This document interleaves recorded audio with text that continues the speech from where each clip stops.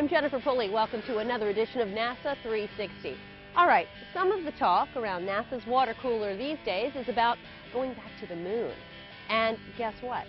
Much of the testing and hard work is going on right now. I mean, we already have prototype rovers, habitats, and vehicles built that are giving us a better understanding of what's going to be needed to make staying on the moon a reality. To make staying on the moon a reality. Now, of course, most of the testing can be done in NASA's labs, but there comes a time when you're going to have to take that hardware and put it to the test in the field. Of course, NASA's on it. Johnny Alonso followed some NASA researchers to a remote testing area to see how these new lunar rovers are being put to their paces.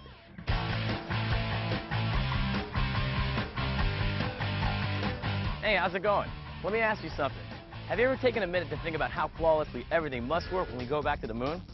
I mean, think about it. Everything from rockets and spacesuits to rovers and habitats all must work perfectly. Oh, and let me tell you something. The moon isn't exactly the best vacation spot either. I mean, it's got like 0 oxygen, minus 250 degrees on the cold end, and upwards of 200 at its hottest. Oh, and let me tell you something. When you're on the moon, you're like 240,000 miles away from Earth. Yeah. Yeah. So when we go, we better make sure that everything works exactly the way it's supposed to when we get there. Think about it. I can't even pack for a short vacation here on Earth. So here's the question. How do you pack for a trip like this and make sure that everything's going to work exactly the way it's supposed to on the moon? This is the exact situation that NASA's faced with right now. In the near future, NASA astronauts are going to be returning to the moon, so all their equipment needs to be tested here to make sure that it's going to work up there. To help test some of this equipment, NASA set up this really cool facility in a place that kind of resembles the moon. Where? Well, not too far from Seattle, Washington, in a place called Moses Lake. That totally fits the bill.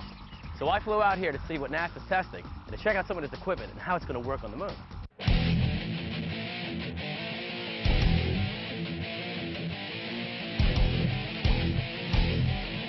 I'm here with Lucian Junkin. Thank you so much for giving me time today. Thank you, bro. And I'm here with Chariot. Why don't you tell us about Chariot? So Chariot is the lunar truck that the lunar architecture team that is comprised of engineers and scientists from all over the NASA centers. They came together and they basically advised headquarters as what they think we ought to do on the moon. So they commissioned our team to build a lunar truck. The Chariot has a really unique design featuring 12 wheels driven by 2 electric motors through a 2-speed transmission. This truck is really versatile. It can be used as a bulldozer, pushing with up to 4,000 pounds of force. And it's also pretty fast. Well, fast for the moon. It's able to reach speeds of about 15 miles an hour. It's designed in a way that allows the steel alloy frame to be fitted with several different crew payload combinations, including a small pressurized cabin and a sample collector, so it can serve in more than one function. We took lessons learned from the rover, from the trucks here on Earth, from Sojourner, Spirit, Opportunity, all different sources to come up with this. Can I show you this real quick? Sure, absolutely. Thanks. Thanks, man. So this is the turret that allows the crew members to turn left and right. And then these are all of the controls that they have at their disposal. And similar to some of the software that we use, we have a button that we can actually toggle through the different pages that the operator can use. You can see this is a compass with an overlay of the land. And then probably one of the cooler features in the drive mode is the ability to go from vehicle mode, which means the front of your vehicle is this way, to a turret mode, which means that if you press forward on the joystick, then the vehicle will go forward to the operator. Oh, wow. So you can actually go forward and then turret, and the vehicle will strafe that way. So there are a lot of neat things that you can do with craft, just similar to a truck. A truck, similar. One of the key components when designing the Chariot was to have a vehicle with more wheels than a traditional lunar rover. NASA learned valuable lessons when the Mars Spirit rover had trouble with one of its 6 wheels. Even though the wheel could not be fixed, the other 5 were able to work, so the rover is still working fine, but is moving just a little slower. So with that in mind, NASA planners decided to build the Chariot with more than just 4 wheels. It would be pretty tough to have to change a tire on a 4-wheeled rover on the moon, so more wheels the better. The Chariot also can be the ultimate lowrider. It can lower its belly to the ground, making it easier for astronauts in spacesuits to climb on and off. Individual wheels or sections can be raised and lowered to keep the vehicle level when driving on uneven ground. Let me show you one of the suspension modules. Sure. So this is a suspension module, a wheel module. This is an active suspension and passive suspension. Aaron, could you raise the... So you can neat. see this coming off the ground. Yes. So each of these wheel modules are independent. So that means all of them can pull up and lower the belly to the ground. Another cool thing about the Chariot is how its steering works. Called crab steering, the vehicle is designed to drive into the craters of the moon. If a slope is too steep to drive down safely, the vehicle could drive sideways instead. No backing up or three-point turns required. The all-wheels, all-ways steering also could come in handy when unloading and docking payloads or plugging into a habitat for recharging. The lunar architecture team right now has it where we put assets, lunar trucks, athletes on the surface in mid to late of the next decade, 2016, 2017, to do civil engineering construction work. On the surface in mid to late of the next decade, 2016, 2017, to do civil engineering construction work. Basically berming and leveling. And then the crew arrives in early of the next decade, 2021 or sometime in there. And then the crew arrives in early of the next decade, 2021 or sometime in there. Quick question, why standing instead of maybe sitting? We could have designed a sitting turret, Yes. but standing you get a better field of view. The suits are more friendly to standing up. I feel it. Okay. And so operationally it's easier to stand. It's like asking why do you stand when you cook. It's just something. It's just how it is when you're doing those types of activities. Quick question, these rubber wheels. They're not going to the moon, Johnny. I didn't think so, man. They're not going to the moon, Johnny. I didn't think so, man. Talk to us. So the reason we use rubber tires on the 1G prototype lunar truck is so we can try out different treads on the thing because they're readily available. We're also in the back rooms of NASA developing wheels that are made out of Kevlar and titanium that will be more space-worthy and space-like, going to the lunar surface. So these pneumatic rubber wheels won't do on the moon. The ones will really be titanium or Kevlar or some other composite material like that that can take the hot and the cold of the ground. Lucian, thank you so much for your time, man. Thank you very much, Johnny. Thanks for coming to see us. Definitely. Hope to see you again. Take care. Thank you. Don't go anywhere. We'll be right back. This is NASA 360.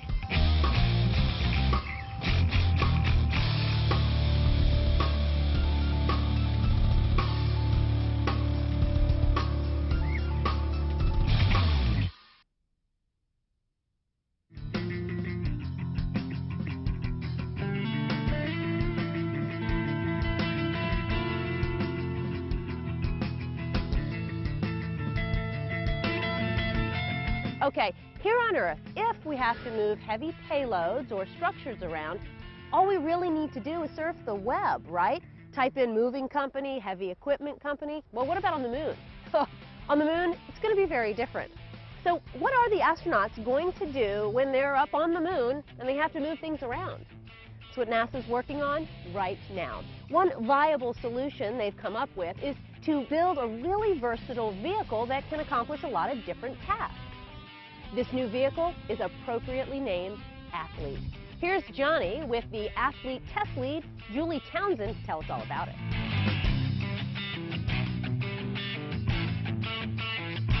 So I'm here with Julie Townsend. Julie, tell me about Athlete.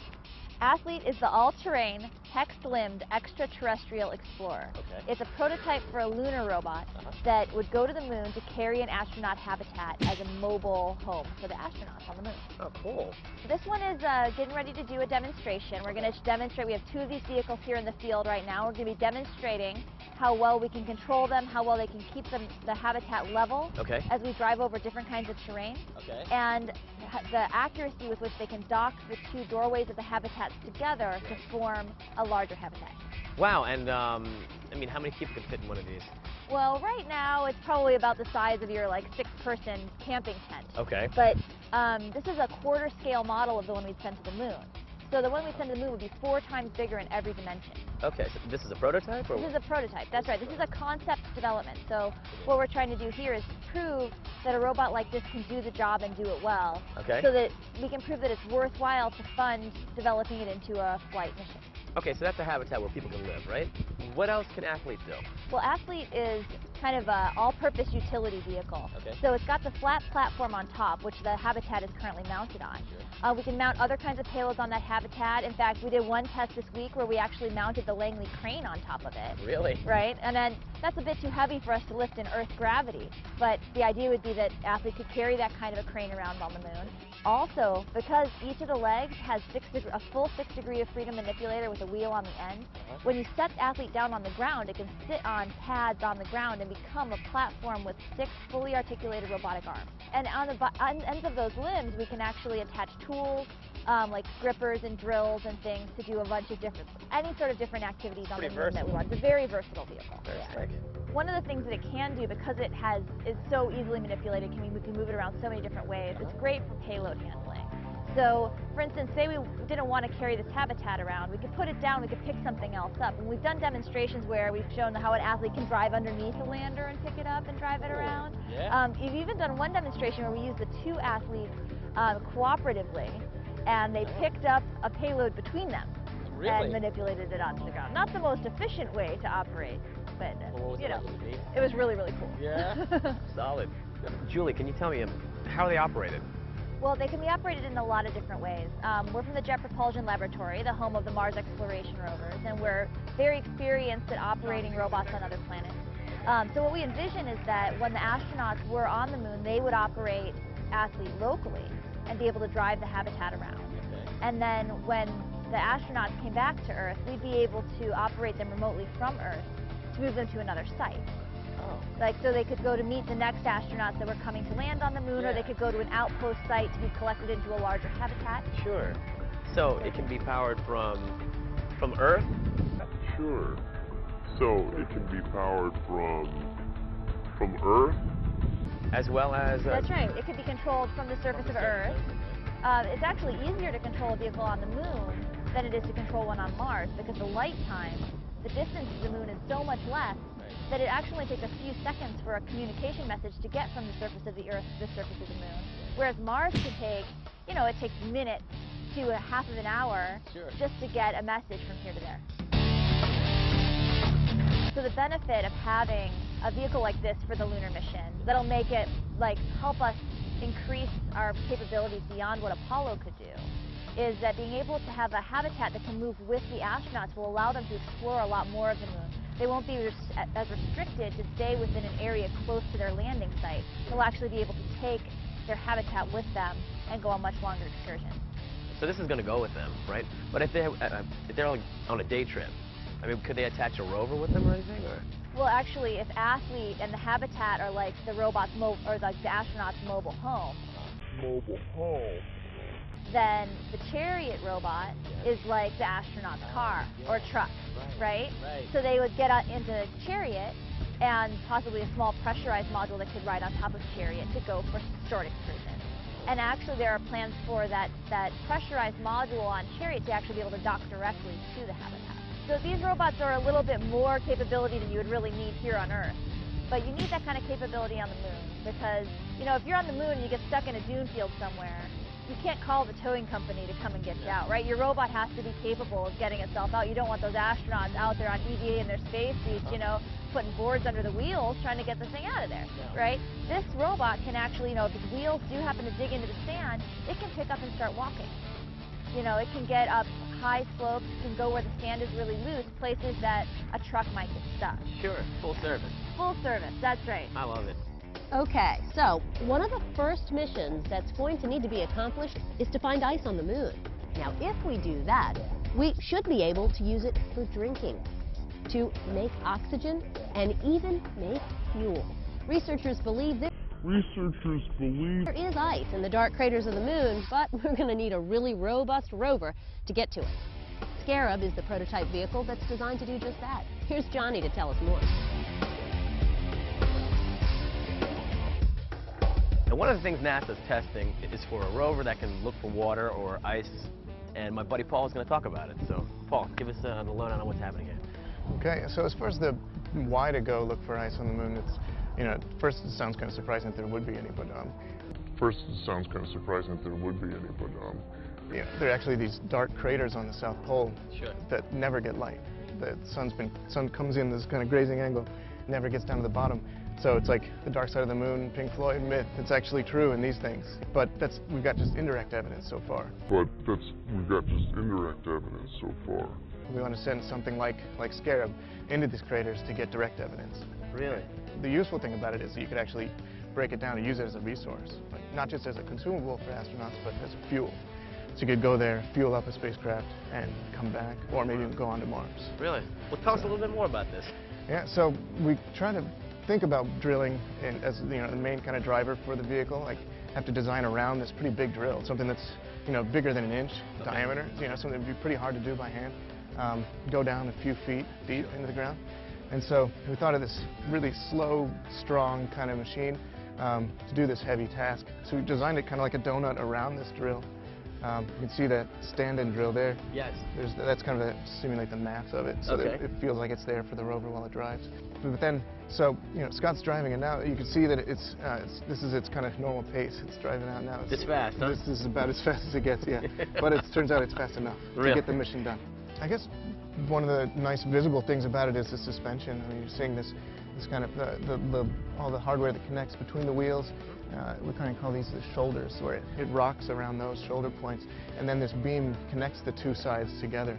So that's all passive joints. It's worked out really nicely for us. And one aspect we haven't talked about so far is the way it navigates in this total darkness. You know, you can't just sit there and take pictures. There's no light basically coming. And it turns out if you want to take really far shots, you know, see far in the distance, you know, the flash illumination, it doesn't work out very well. Sure.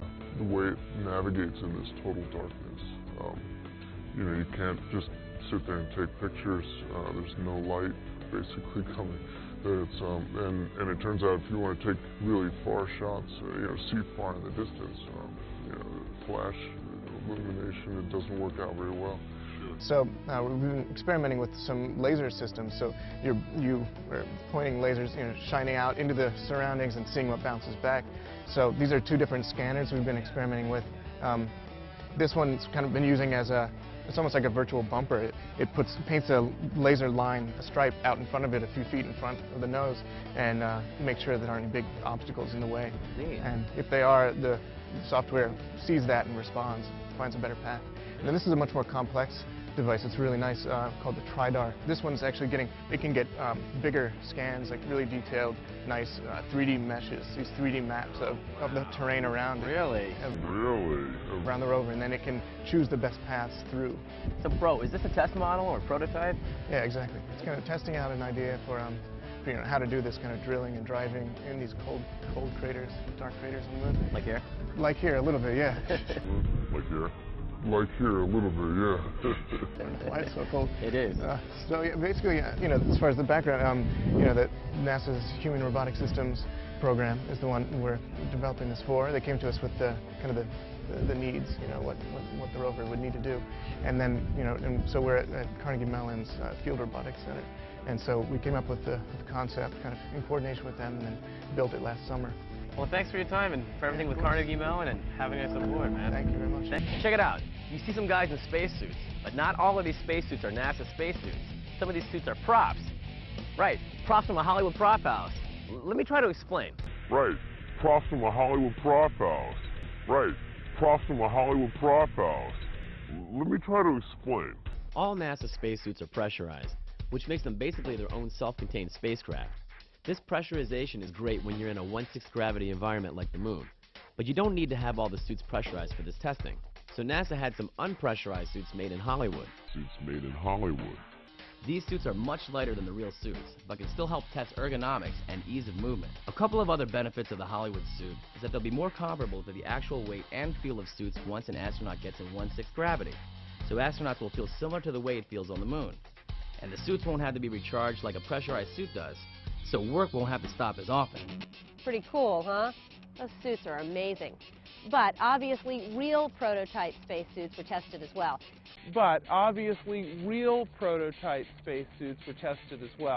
I'm going to throw it back out to Johnny again. He's with spacesuit technician Bill Welch to find out more about this new suit and how it's going to work on the moon.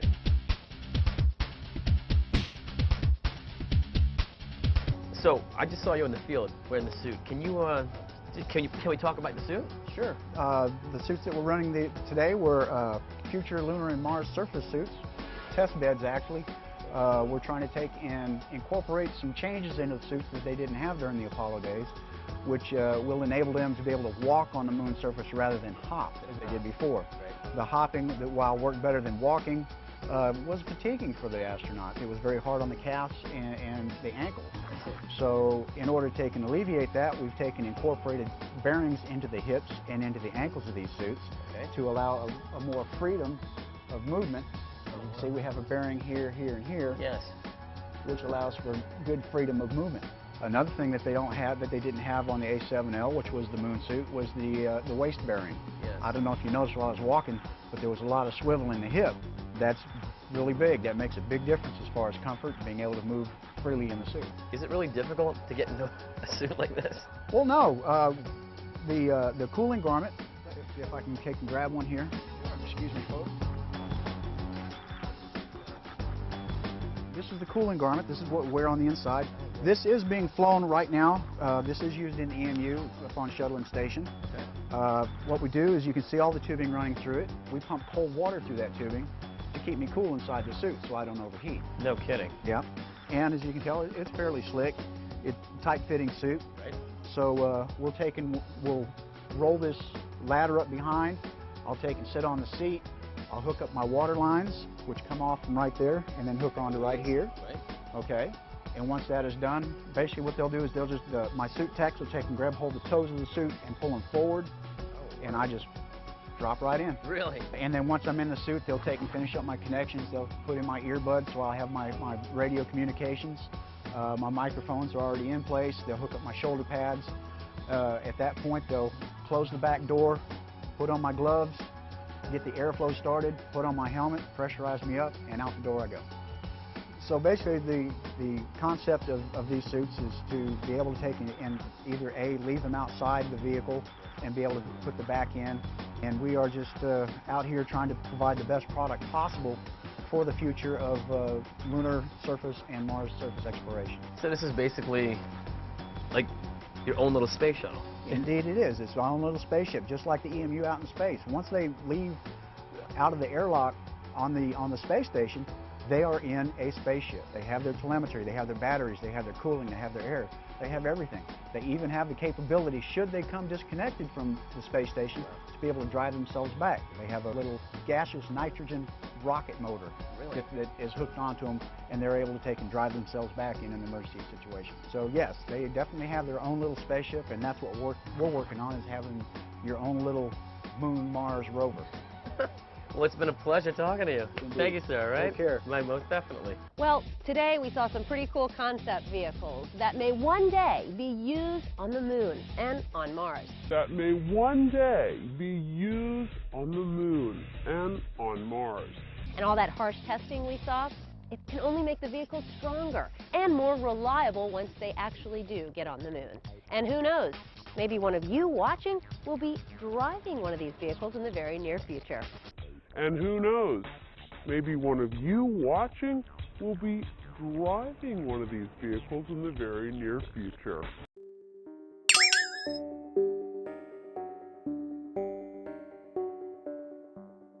That's it for now. For Johnny Alonso, I'm Jennifer Pulley. Catch you next time on NASA 360.